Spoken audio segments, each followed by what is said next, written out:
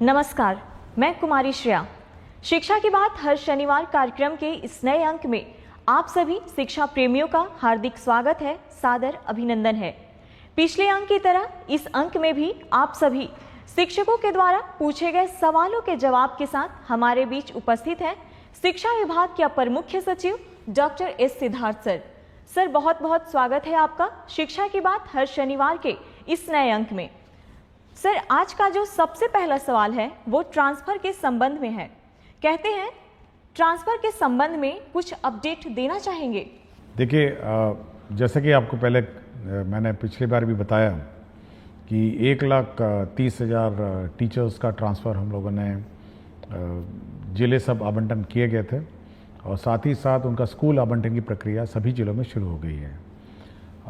सभी डीओज़ ने अपना काम शुरू कर दिया है। हम लोग एवरीडे रिव्यू करते हैं और हम लोग उम्मीद करते हैं कि करीब जून 20 तक सभी शिक्षकों के इनबॉक्स में उनके नए स्कूल का आवंटन आ जाएगा और ताकि वे समय पे नए स्कूल में अपना योगदान दे सकें। हम लोगों ने दो चीज़ ज़रूर कहा है। एक तो है कि जैसे ही योगदान वो दूसरे स्कूल में देंगे, जिस भी तिथि को 30 जून से पहले, वे अपने पुराने स्कूल से स्वतः विरमित हो जाएंगे। उनको अलग से विरमिति लेने की ज़रूरत नहीं है। ई शिक्षा को ऑटोमेटिकली उनको विरमित कर देगा। और दूसरा ये था कि हम लोगों ने यह भी सभी को कहा कि आप लोग डीओ के कार्यालय में चक्कर नहीं लगाएं, क्योंकि पूरी गोपनीय और पारदर्शिता से स्कूल का आवंटन किया जा रहा है और आपको वैसे भी पता नहीं चलेगा कि आपका कौन सा जो रिकॉर्ड है और कौन सा पोस्टिंग ऑर्डर है वो आपको वैसे भी पता नहीं चलेगा। इसलिए आप थोड़ा धैर्य रखिए और 20 तारीख को जब अपने इनबॉक्स में देख लीजिएगा और साथ ही साथ नए स्कूल में अपना योगदान दें। तो ये हम लोगों ने ऑलरेडी कहा है। और ट्रांसफ़र पोस्टिंग में ज़्यादा चिंता मत करिए। आप लोग अपना छुट्टी मनाइए, अपने छुट्टी पे जाइए, छुट्टी मनाइए और अपने परिवार के साथ समय बिताइए। सर, अगला जो प्रश्न है वो ये है कि बच्चे छुट्टियों में क्या करेंगे? देखिए, इस बार हम लोगों ने छुट्टियां दी हैं और समय पे छुट्टियां अभी आ गई हैं और अगला सप्ताह से सब लोग छुट्टी पे रहेंगे। बच्चे दो चीज़ें कर सकते हैं। या तो अपने माता पिता के साथ विभिन्न स्थान घूम सकते हैं और जो गांव में बैठे हैं, जो गांव में ही रह गए, उनके लिए हम लोग समर कैंप चला रहे हैं। और समर कैंप में विशेषकर जो क्लास 5 और क्लास 6 के जो बच्चे हैं उनके लिए समर कैंप है और इसमें मैथमेटिक्स, गणित, टीएलएम जैसी गतिविधियां हम लोग उस गांव में हम लोग कराएंगे। तो जो बच्चे घूमने जा रहे हैं अच्छी तरह घूमें और जो बाकी बच्चे बच गए हैं वे समर कैंप में भाग लें और अपना गणित और टीएलएम के माध्यम से मतलब शिक्षा विद जॉय, मतलब खुशी खुशी अपना कोई लें।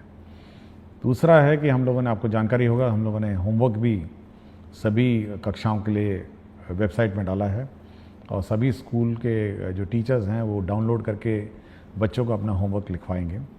तो जब भी आपको समय मिले तो बच्चे अपना होमवर्क करें और अभिभावक से अनुरोध है कि वे बच्चों को अपना होमवर्क करने में मदद करेंगे। सर, एक शिक्षिका हैं प्रियदर्शिनी नवादा से, कहती हैं छात्रों को गर्मियों की छुट्टी में दिए गए गृह कार्य को लेकर क्या विभाग द्वारा कोई अभिभावकों के लिए वीडियो या ऑडियो संदेश या व्हाट्सएप मैसेजिंग सामग्री साझा की जाएगी जिससे वे सही ढंग से मार्गदर्शन कर सकें? देखिए, हम लोगों ने चिट्ठी दी है और ऐसा कोई हम लोग वीडियो मैसेजेस नहीं देंगे। मेरा इतना ही है कि जो अभिभावक हैं, क्योंकि अब 24 घंटे बच्चों के साथ अभिभावक रह पाएंगे, तो एक पढ़ाने की आदत उनको पड़ी होनी चाहिए, मतलब बच्चों को। और हम लोगों ने जो चिट्ठी में लिखा है कि अगर घर पे हैं तो एक पढ़ने का स्थान वो निर्धारित करेंगे जहाँ पर बच्चे बैठ के पढ़ेंगे, या तो टेबल चेयर या चटाई पे, और एक वातावरण उस प्रकार का घर पे बनाएंगे जहाँ पे बच्चे एक कोने में बैठ के पढ़ें।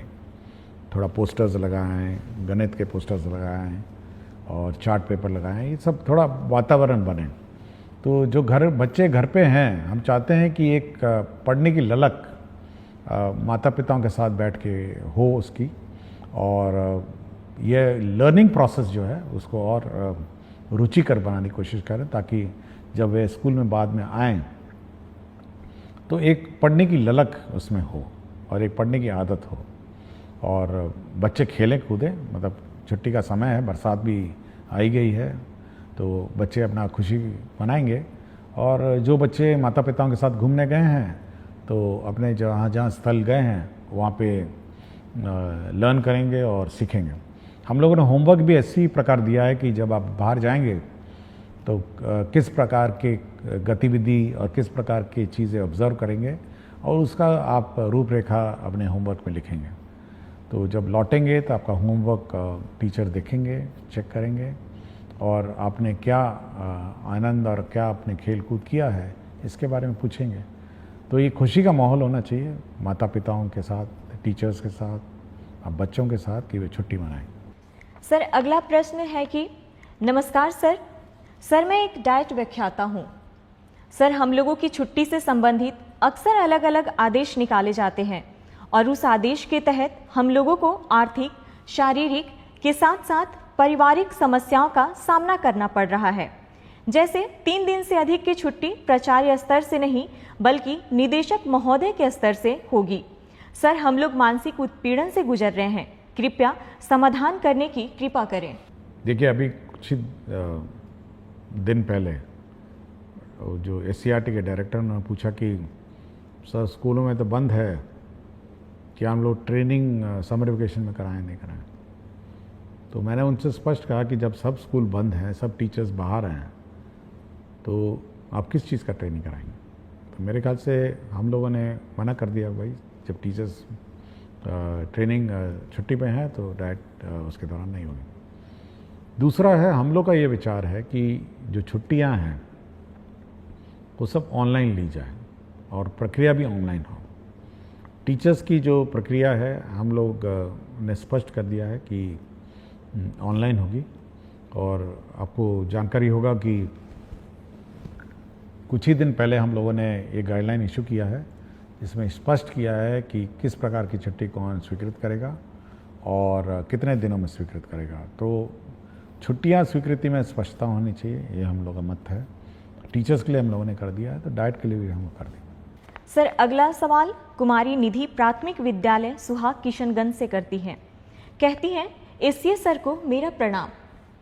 महोदय, मेरे विद्यालय में शून्य निवेश पर एक निपुण बाल मंच कोना बनाया गया है, जिसमें बच्चे अपने मन की करते हैं और अपने द्वारा लिखी हुई कविताएं, कहानियां, अपने द्वारा हस्त निर्मित वस्तुएं और जो भी उन्हें मन करता है वह वहां पर बनाकर प्रदर्शित करते हैं। क्या ऐसा निपुण बाल मंच कोना हर विद्यालय के लिए तैयार किया जा सकता है? महोदय, यह बच्चों के लिए काफी रोचक, उत्साहवर्धक और रचनात्मक रहेगा। धन्यवाद। देखिए, मैं इस निपुण बाल मंच को देखना चाहूँगा, क्योंकि अब तो छुट्टियाँ हैं, तो जब भी खुलेगी तो मैं ज़रूर इस निपुण बाल मंच को देखना चाहूँगा। और मेरा अपना मानना है कि जो बच्चे अपने स्वतंत्र और स्वच्छ भाव से जब कोई भी चीज़ की रचना करते हैं तो वह उत्कृष्ट होती है, और अपने जो भावनाओं का जो प्रकटीकरण है वो मतलब बिल्कुल स्वतंत्र रूप में जब करते हैं तो बिल्कुल उच्च कोटि का होता है। तो सभी स्कूलों को यह उम्मीद और कोशिश होनी चाहिए कि बच्चों की जो भावनाएं हैं, बच्चों का जो हुनर है, उसको प्रकट करने का मौका देना चाहिए। और मैं ज़रूर इस विद्यालय में इस मंच को देखना चाहूँगा जब भी मुझे समय मिलेगा। सर अगला सवाल, मैं एक भुक्तभोगी डाइट व्याख्याता हूँ। सर मुझे जानना है कि एक शिक्षक या व्याख्याता कितने घंटे तक बिना थके पूरी ऊर्जा के साथ पठन पाठन का कार्य निर्बाध रूप से जारी रख सकते हैं। सर हम लोग सुबह 8 बजे से प्रशिक्षण शुरू करते हैं और 6:30 तक ये चलता रहता है। सर विगत कुछ वर्षों से इस तरह का थकाऊ, उबाऊ और नीरस प्रशिक्षण देते देते हम लोग ऊर्जा विहीन हो चुके हैं। कृपया मार्गदर्शन देने की कृपया करें। देखिए, बड़ी चिंता का विषय है। मैंने और मेरा अपना मत है कि जो भी टीचर है, जब तक वो एंजॉय नहीं करेगा अपना टीचिंग प्रोसेस को, तो कुछ नहीं डिलीवर करेगा, खड़ा रहेगा, रूटीन वे में कुछ पढ़ाएगा। तो हम लोग की कोशिश है कि फर्स्ट हाफ में रीडिंग राइटिंग और ये सब जो भारी भड़कम टीचिंग है वो होनी चाहिए, और सेकंड जो पार्ट है जो लंच के बाद है उसमें रोल प्लेज होना चाहिए कि टीचर को कैसे पढ़ाना है, स्टूडेंट्स को कैसे इंटरेक्ट करना है। तो हम एक बार फिर से इसको रीलुक करेंगे छुट्टियों में कि कैसे पाठ्यक्रम पढ़ाए जाए, क्योंकि हेवी पाठ्यक्रम पढ़ा के आप डिलीवर नहीं कर सकें। और हम लोग का उद्देश्य जो है बेसिकली डाइट का वो सब्जेक्ट पढ़ाना नहीं है। हम लोग का उद्देश्य यह है कि बच्चे कैसे पढ़ाया जाए, बच्चे अध्ययन कैसे करेंगे और बच्चों का जो एक्टिविटी है वो कैसे हो, इस पर ज़्यादा ध्यान है। नॉट कि बैठ के फिजिक्स पढ़ाएं, केमिस्ट्री पढ़ाएं, ये हम लोग का काम नहीं है। इसलिए इसको एक बार डिज़ाइन करेंगे, और जब भी समर वेकेशन के बाद डाइट और एससीईआरटी के कोर्सेज शुरू होंगे तो एक नए लुक में हम लोग इसको लॉन्च करेंगे। सर, एक शिक्षक हैं संजय यादव, उत्क्रमित मध्य विद्यालय कोडरा हाता, हथवा, गोपालगंज से, कहते हैं, महोदय, आपके द्वारा अभिभावक शिक्षक संगोष्ठी के लिए एक कैलेंडर जारी किया गया है। अभी से पूर्व भी संगोष्ठी का आयोजन कई मर्तबा किया जा चुका है, पर संगोष्ठी से संबंधित प्रधानाध्यापक और प्रभारी प्राचार्य के नाम से जो पत्र कल के डेट में आपकी तरफ से निर्गत हुआ है वह हमें यह सीख देती है कि किसी आयोजन अथवा मौका को अत्यंत महत्वपूर्ण कैसे बनाया जाता है। क्या इस मौके पर हम अपनी कक्षाओं के बच्चों का मासिक मूल्यांकन रिपोर्ट अभिभावकों को बता सकते हैं ताकि हमारे बच्चे का अपडेट अभिभावकों को मिल सके? देखिए, आज शनिवार है और आज छुट्टी से पहले संगोष्ठी के लिए संबंध में मैंने पत्र लिखा था। इसमें देखिए, ये जो पेरेंट टीचर मीटिंग है ये बहुत महत्वपूर्ण मीटिंग है, और इसमें इसीलिए मैं इसको बहुत महत्वता देता हूँ और इसीलिए मैं अपने दस्तखत से इसको निर्गत करता हूँ। देखिए, इसमें बच्चों का क्या प्रोग्रेस रहा है यह टीचर को बताना होता है। जो क्लास टीचर होती है उसको बताना होता है कि आपका बच्चा ठीक है, आपका बच्चा पढ़ाई में थोड़ा कमज़ोर है, घर पे पढ़ाइए। उसके प्रोग्रेस के बारे में पेरेंट्स को बिल्कुल स्पष्ट होना चाहिए। मैथ्स का, फिजिक्स का, रीडिंग है, सब है। तो ये बिल्कुल बहुत ही महत्वपूर्ण है, और अगर यदि बच्चा समय पे स्कूल नहीं आता है तो माता पिताओं को उसको बोलना भी पड़ता है। तो ये एक बहुत ही इम्पॉर्टेंट फोरम है जहाँ पे माता पिता के साथ टीचर इंटरेक्ट करते हैं, बच्चे के शैक्षणिक कार्यों के बारे में चर्चा करते हैं। देखिए, स्कूल में तो टीचर गाइड करते हैं, लेकिन घर पे माता पिता गाइड करते हैं, और एक बहुत महत्वपूर्ण गाइड करने का एक माध्यम है। इसलिए माता पिता को भी पता होना चाहिए कि उनका बच्चा क्या कर रहा है, स्कूल में कैसी पढ़ाई कर रहा है, क्या उसकी रुचि है। तो ये बहुत महत्वपूर्ण कार्य है। और हम लोगों ने आज जो लास्ट पेरेंट टीचर मीटिंग है छुट्टी से पहले, वह इसीलिए किया कि बच्चों को पता होना चाहिए कि स्कूल ने उनको होमवर्क दिया। हो सकता है माता पिता को नहीं पता चले कि आज होमवर्क भी दिया है, या पेरेंट्स को क्या करना है, समर कैंप के बारे में वो जानकारी देंगे, और पेरेंट्स को क्या छुट्टियों में बच्चों के साथ करना है इसके बारे में गाइड करने के लिए ही आज जो पेरेंट टीचर मीटिंग का आयोजन किया जा रहा है। तो वो इसी का महत्वपूर्ण एक अंश है। सर, अगला सवाल रवि शंकर दास, यूएमएस खरुधा प्रखंड, ठाकुरगंज, जिला किशनगंज से करते हैं। आदरणीय एससीए सर, हमारे विद्यालयों में प्रत्येक शनिवार को जिस प्रकार बैकलेस सैटरडे में विभिन्न प्रकार के एक्टिविटीज को शामिल किया गया है उसमें योग को भी समाहित करने की कृपा की जाए, जिससे हमारे बच्चों को योग का लाभ प्राप्त हो सके। देखिए, बैकलेस सैटरडे में कुछ तो हम लोग फिक्स्ड आइटम्स हैं, कुछ तो हम लोगों ने ये जारी कर दिया है, और आप वेबसाइट में नया बैकलेस सैटरडे के गाइडलाइंस देख सकेंगे। इसके अलावा स्कूल पर ये हम लोगों ने छूट दी है कि योग करें या जो भी सिखाना चाहे, क्योंकि अगर हम लोग कंपलसरी कर देंगे यह संभावना है कि वहाँ लोकल टीचर नहीं मिलेंगे। तो यह स्कूल पे छोड़ दिया गया है कि इसके अतिरिक्त जो करना चाहें और जो एक्टिविटी करना चाहें तो वो कर सकते हैं। और योग बहुत अच्छी बात है और बहुत सारे स्कूल कराते भी हैं। तो बैकलेस सैटरडे में बिल्कुल फ्रीडम है जो करिकुलम है उसके अतिरिक्त है। डिज़ास्टर पे बात होती है, संगीत के बारे में बात होती है, स्पोर्ट्स के बारे में बात होती है, और बच्चे को जो की चीज़ रुचि और जो क्यूरोसिटी है उसके बारे में बात होती है। इसलिए हम लोग बिल्कुल छूट दी हुई है। ये बिल्कुल टाइड अप सैटरडे नहीं है कि यही करना है और इसी पर काम करना।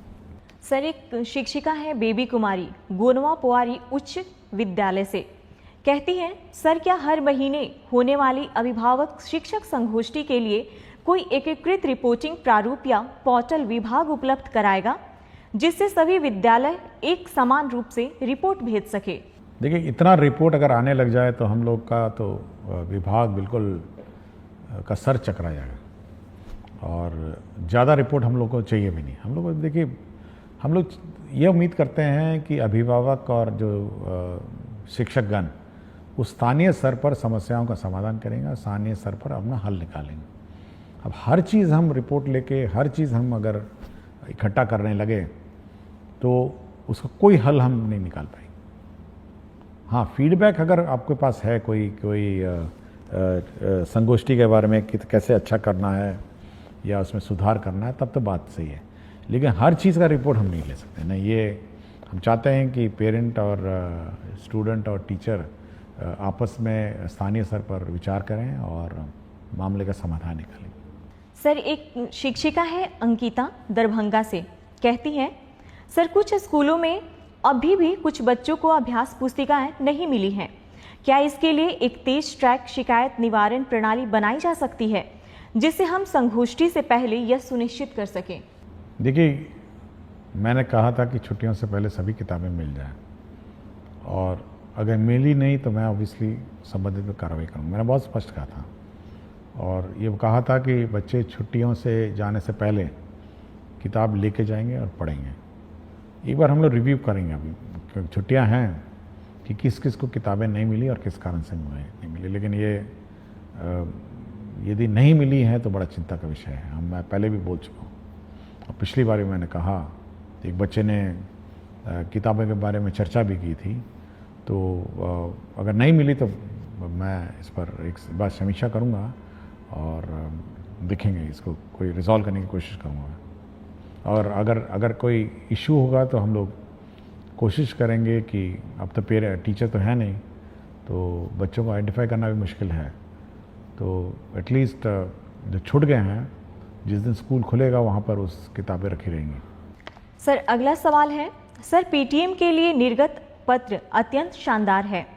आप तो सबसे बड़े पदाधिकारी हैं, हम शिक्षक तो पीटीएम अच्छे से ही करेंगे, पर शिक्षा विभाग के पदाधिकारी यदि विद्यालयों में पीटीएम को देख पाते तो निश्चित रूप से इसकी गुणवत्ता में बढ़ोतरी होती।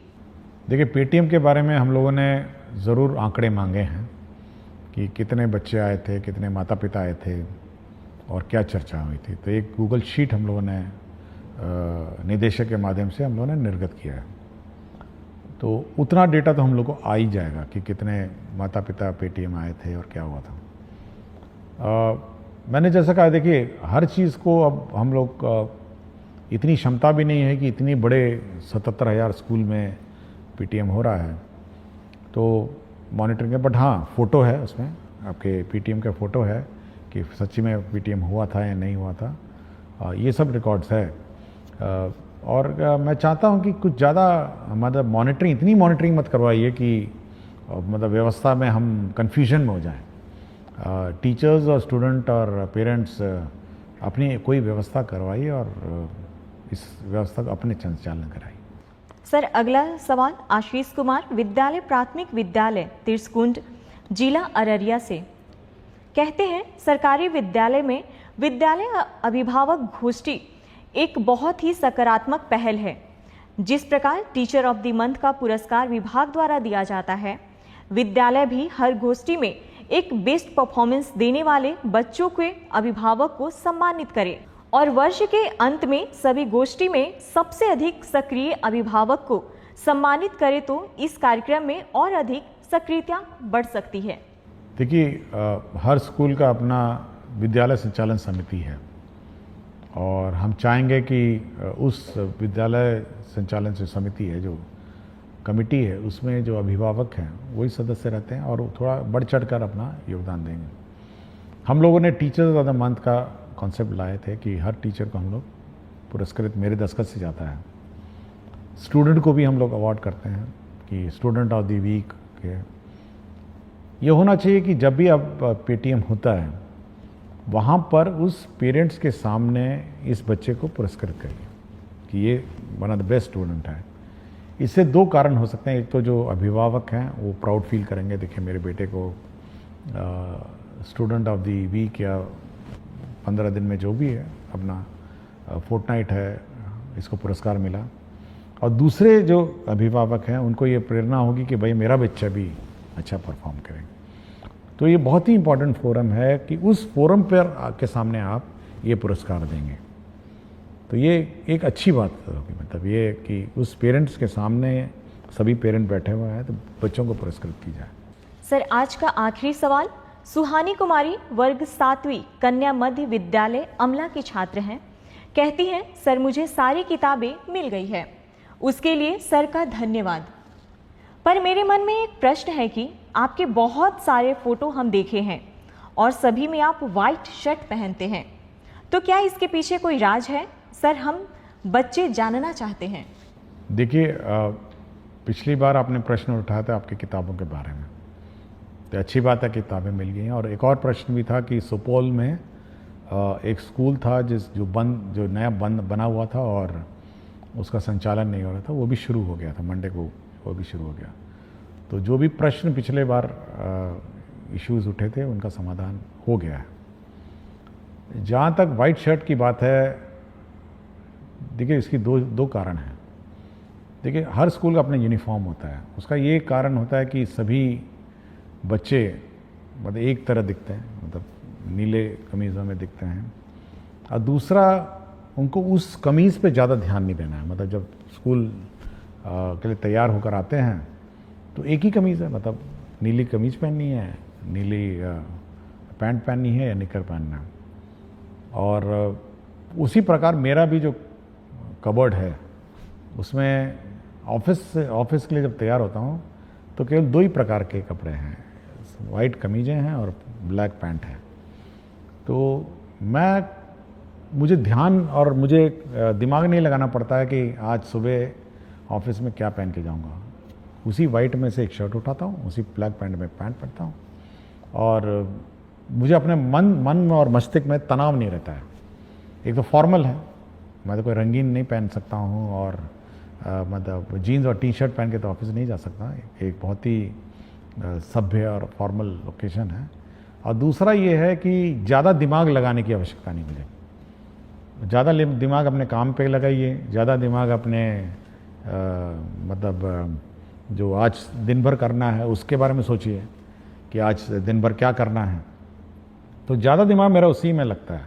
और जब मैं नहाता हूँ तब सोचता हूँ कि आज दिन भर का क्या काम है, उसको रिवाइज़ करता हूँ कि ऑफिस जाऊँगा तो ये करूँगा, फिर 11 बजे ये करूँगा, 12 बजे ये करूँगा, 12:30 इन लोगों को मैंने समय दिया है और 1 बजे 1:30 बजे मैं खाना खाने आऊँगा, फिर 3 बजे ये करूँगा। तो पूरा रिवाइज़ होता है, एक पूरा प्रक्रिया। जब मैं तैयार हो रहा था तो पूरा मेरा दिनचर्या बिल्कुल रिवाइज़ होता है, मेरे दिमाग में बैठा रहता है। मुझे कभी भी एंगेजमेंट पैड देखने की ज़रूरत नहीं है कि आज दिन भर मुझे क्या करना है। और पूरा कंठस्थ याद रहता है कि शाम 7 बजे 8 बजे आज किसी की शादी में जाना है, आज किसी के सालगिरह में जाना है, ये भी नपा तुला रहता है।